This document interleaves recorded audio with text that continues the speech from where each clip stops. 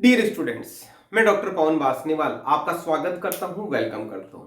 Friends, आज अपन बात करने वाले हैं एक अगेन दूसरे रिंग सिस्टम की, जिसका हम डिटेल में डिस्कस करने वाले हैं। वैसे मैंने आपको पहले पायरोल के बारे में बताया था। यदि आपने वो नहीं देखा है तो पायरोल के बारे में जरूर देखिएगा, डिस्क्रिप्शन बॉक्स में लिंक मिल जाएगा। यहाँ पे आज अपन बात करने वाले एक नए रिंग सिस्टम की, जो कौन सा रिंग सिस्टम है जिसको हम हेटेरोसाइक्लिक रिंग सिस्टम की बात करेंगे। हेटेरोसाइक्लिक की रिंग सिस्टम की बात करेंगे। तो हेटेरोसाइक्लिक रिंग क्या होता है वो मैंने बताया हुआ है, वो भी उसमें पायरोल वाले में ही बताया था, तो वो चीज आपको ध्यान रखना है, वो समझ लेना। आज अपन हम दूसरा रिंग सिस्टम की बात कर रहे हैं जिसमें हमारे पास है फ्यूरान। ओके, फ्यूरान क्या होता है देखिएगा। फ्यूरान में सबसे पहले हम यदि रिंग सिस्टम बनाएंगे तो ये हमारा ऑक्सीजन के साथ में रिंग सिस्टम होता है। ऑक्सीजन और 5 मेंबर्ड रिंग, यदि मैं इसका डेफिनेशन लिखूं तो आपका जो डेफिनेशन होगा वो ये है, 5 membered ring, 5 membered ring having oxygen known as furan, known as furan. Okay, तो 5 मेंबर रिंग सिस्टम हो गया दोस्तों। ये इसका हम यदि नंबरिंग करते हैं तो नंबरिंग सिस्टम इसका ये रहता है। हमें जैसा कि आपको पता है कि ये फ्यूरान रिंग में ऑक्सीजन है, उसको अपन हेटेरो एटम बोलते हैं। हेटेरो एटम बोलते हैं। हेटेरो एटम कौन सा होता है? कार्बन के अलावा रिंग में कौन सा एटम होता है उसको अपन हेटेरो एटम बोलते हैं। यहाँ ऑक्सीजन है। हेटेरो एटम से नंबरिंग शुरू होती है 1 2 3 4 5। ओके, सिमिलरली उसी तरह से उसका दूसरा नॉमेनक्लेचर भी होता है। तो वो कौन सा होता है? जैसे इसको हम ऑक्सीजन के नेक्स्ट वाले कार्बन को बोलते हैं हम अल्फा, उसके बाद हम बोलते हैं बीटा। ओके, सिमिलरली इधर वाले के नेक्स्ट वाले कार्बन को हम जैसा इधर अल्फा बोल दिया तो यहाँ पे हो जाएगा अल्फा डैश और इधर हो जाएगा बीटा डैश। ओके, इधर अल्फा हम बीटा लिख दिया तो हमने इधर अल्फा बीटा हो जाएगा। इस तरह से इसका नंबरिंग सिस्टम होता है और पोजीशनिंग होती है। अब अपन इसमें दूसरी बात करते हैं तो फ्यूरान हो गया। अब इसको थोड़ा सा हम डेरिवेटाइज करते हैं। डेरिवेटाइज करने के लिए देखिएगा, हम यहाँ पे इसमें देखना सिंपल सी बात करेंगे तो ऑक्सीजन तो एज सच रहेगा। डबल बॉन्ड को हमने डबल बॉन्ड को में 2 हाइड्रोजन जोड़ दिए तो यहाँ पे 2 हाइड्रोजन आ गए।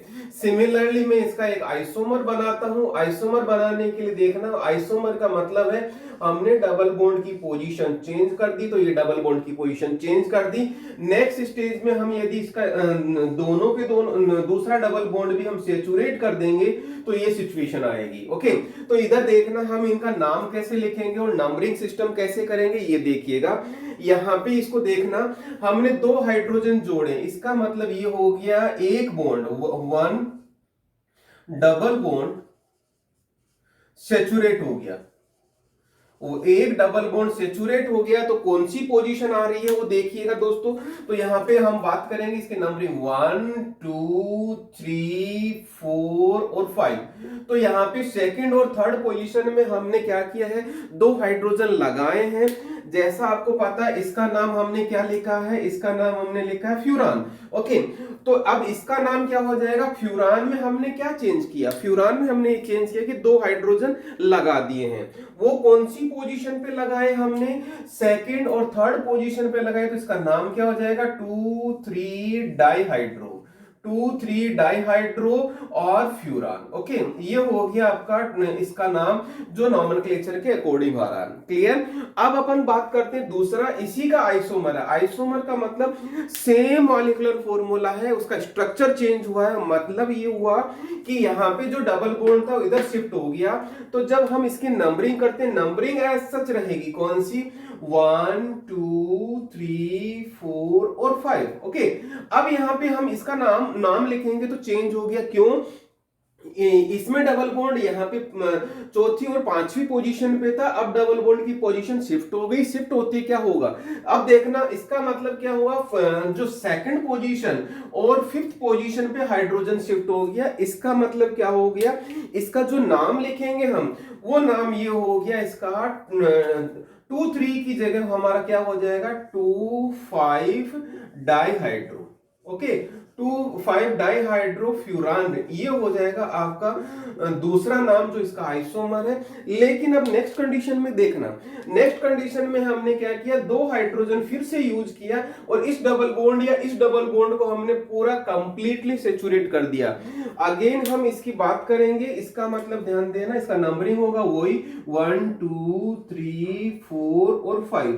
ओके, अब अपन बात करते हैं, देखना इसमें किस तरह से फ्यूरान जो हमारा पेरेंट था फ्यूरान था, इस फ्यूरान को और इसमें क्या डिफरेंस हो गया, या यूं कहूंगा इसमें और इसमें क्या डिफरेंस है, या इसमें और इसमें क्या डिफरेंस है। तो मोटे तौर पे अपन बात करेंगे तो इसमें हमने टोटल कितने हाइड्रोजन लगा दिए, 2 तो यहां वाले हो गए, 2 यहां वाले हो गए, या दूसरे शब्दों में ये कहूं कि फ्यूरान में कितने डबल बॉन्ड होते हैं, 2 डबल बॉन्ड होते हैं। एक डबल बॉन्ड को सेचुरेट करने के लिए 2 हाइड्रोजन लगाने होते हैं, तो 2 डबल बॉन्ड को सेचुरेट करने के लिए आपने कितने हाइड्रोजन लगा दिए, 4 हाइड्रोजन लगा दिए।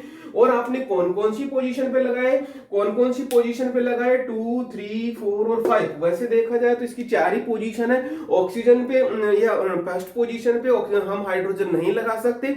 जब ऐसी सिचुएशन आती है तो आपको क्या करना होता है, हमें डबल बॉन्ड की पोजीशन बताने की जरूरत नहीं है, तो हम क्या लिखेंगे, कितने हाइड्रोजन नाम हो गया इसमें, इसको बोलते हैं क्या, टेट्राहाइड्रो, 4 हाइड्रोजन को बोलेंगे टेट्राहाइड्रोफ्यूरान, ये इस तरह से इसका नाम हो गया। अब यहाँ पे देखना, इस तरह से हम इसका जो शॉर्ट में नाम लिखते हैं TH एंड F, तो इसका शॉर्ट में नाम होता है THF। ये THF एज ए किस तरह से काम करता है, ये एज ए सॉल्वेंट की तरह काम करता है, जिस तरह से हमारे बेंजीन काम करता है, जिस तरह से हमारे जिस तरह से हमारे एथेनॉल काम करता है, जिस तरह से बेंजीन काम करता है, जिस तरह से ईथर काम करता है, उसी तरह से THF एज ए सॉल्वेंट काम करता है। और ये बहुत सारी रिएक्शंस में आपने देखा होगा, रिएक्शंस में यूज करते हैं, और रिएक्शन में ऊपर या नीचे एरो के ऊपर या नीचे THF लिखा होता है। उस टाइम पे आपने शायद नोट नहीं किया होगा, वैसे THF का नाम क्या हो गया, टेट्राहाइड्रोफ्यूरान। ओके, ये हो गया इसका नॉमेनक्लेचर, जिसमें हम कहेंगे नंबरिंग सिस्टम और नॉमेनक्लेचर। मैंने पूरा का पूरा कंप्लीट बता दिया। हो सकता है आपको कोई कंफ्यूजन हो तो कमेंट सेक्शन में कमेंट करके मुझसे पूछ लेना, मैं आपके सवालों का पूरा जवाब दूंगा। और यहाँ पे कौन सा चीज पढ़ना है वो भी जरूर लिखिएगा यहाँ पे। अब नेक्स्ट क्लास में हम बात करेंगे, नेक्स्ट टॉपिक का वीडियो लेक्चर आपकी कोशिश करूंगा कि इनकी रिएक्शंस कौन कौन सी होती है, किस तरह से रिएक्शन होगी, ये चीज बताऊंगा। यहीं पे एक चीज मैं बता दूं, जो फ्यूरान है, हम फ्यूरान की ही बात कर रहे हैं, तो ये फ्यूरान एरोमेटिक है क्या, ये एरोमेटिक है क्या, तो एरोमेटिक होने के लिए ध्यान देना, एरोमेटिक होने के लिए क्या होता है, एक हकल रूल होता है।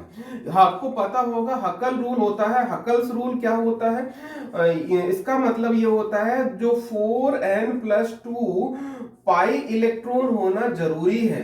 तो यहाँ पे जो फ्यूरान है वो हकल रूल को फॉलो करता है। कैसे, ये देखिएगा, ऑक्सीजन के साथ में हमने फ्यूरान बना लिया। फ्यूरान में देखना, यहाँ पे इसके पास लोन पेयर ऑफ इलेक्ट्रॉन्स होते हैं, तो ध्यान देना इसमें कितने इलेक्ट्रॉन्स होने चाहिए, इसके हिसाब से देखिएगा। हम n की वैल्यू इंटीजर वैल्यू होती है, मतलब 0 1 2 3 4 5 लिख सकते हैं। तो हम यहाँ पे एक वैल्यू लिखेंगे तो 4 × 1 +2 हो जाएगा, पाई इलेक्ट्रॉन होने चाहिए। तो ये कितना हो गया, 4 + 2 कितने हो गए, 6 पाई इलेक्ट्रॉन होने चाहिए। मतलब एरोमेटिक होने के लिए ये 6 पाई इलेक्ट्रॉन होने चाहिए, एरोमेटिक के लिए देखिएगा। अब अपन बात करते हैं इसमें फ्यूरान की। तो फ्यूरान में देखना कितने जो पाई बॉन्ड है, पाई बॉन्ड कितने हैं, यहाँ पे पाई बॉन्ड 2 है, और दो पाई बॉन्ड के इलेक्ट्रॉन्स कितने हैं यहाँ पे, 2 × 2 का मतलब 4 हो गया। ये 4 तो पाई इलेक्ट्रॉन कौन से हो गए, बॉन्ड वाले। ओके, बॉन्ड वाले, और दो इलेक्ट्रॉन कौन से हैं, लोन पेयर के। तो लोन पेयर कितना है, लोन पेयर ऑफ इलेक्ट्रॉन कितने हैं, यहाँ पे 1 है, और एक पेयर में कितने इलेक्ट्रॉन्स होते हैं, 2 इलेक्ट्रॉन्स होते हैं। और कौन से वाले, दो पाई इलेक्ट्रॉन होते हैं, दो पाई इलेक्ट्रॉन कौन से हो गए, लोन पेयर के। इस तरह से यहाँ पे कितने इलेक्ट्रॉन हो गए, यहाँ पे आपको समझ में आ रहा होगा, टोटल 6 इलेक्ट्रॉन हो गए। वो कौन से 6 पाई इलेक्ट्रॉन हो गए। इस तरह से हमारे जो हकल रूल क्या बोलता है, हकल रूल बोलता है 6 पाई इलेक्ट्रॉन होना चाहिए तभी एरोमेटिक होगा। हमने कैलकुलेट कर लिया यहाँ पे इसका फ्यूरान का कि इसमें 6 पाई इलेक्ट्रॉन होते हैं, 4 पाई बॉन्ड तो इलेक्ट्रॉन पाई बॉन्ड से हो गए, 2 पाई इलेक्ट्रॉन कौन से हो गए, ये वाले लोन पेयर ऑफ इलेक्ट्रॉन से। इस तरह से 6 पाई इलेक्ट्रॉन्स हो गए, 6 पाई इलेक्ट्रॉन होते हैं, इसका मतलब एरोमेटिक हो गया। तो इस तरह से हमारा जो फ्यूरान है वो एरोमेटिक है। ये हमने जो स्टेटमेंट लिखा था वो पूरा का पूरा कंप्लीट होता है। लेकिन एरोमेटिक कौन सी कैटेगरी का हो गया, ये आपका हेटेरोसाइक्लिक कैटेगरी का हो गया। तो कीप इन माइंड हेटेरोसाइक्लिक क्यों लिखा हमने, ये शायद आपको पता होगा, क्योंकि इसमें हेटेरो रिंग है, सॉरी हेटेरो एटम है, इसलिए हम इसको हेटेरोसाइक्लिक लिखा है। हो सकता है आपको कुछ कंफ्यूजन हो तो कंफ्यूजन को कमेंट सेक्शन में लिखें, मैं जरूर आपका कंफ्यूजन दूर करूंगा। इसका स्क्रीनशॉट ले लेना ताकि आपको आगे पढ़ने में काम आए। और यहाँ पे डिस्क्रिप्शन बॉक्स में आपको इसके नोट्स का लिंक मिल जाएगा। कोशिश करना को पूरा पढ़े और अच्छे से पढ़े। नेक्स्ट वीडियो जरूर देखने के लिए आपको चैनल को सब्सक्राइब करना पड़ेगा, ताकि जब भी मैं नया वीडियो अपलोड करूं इमीडिएटली आपको अलर्ट मिल जाए। दोस्तों को, फ्रेंड सर्किल को जितना हो सकता शेयर करें, नॉलेज को बढ़ाते रहे। Thank you once again.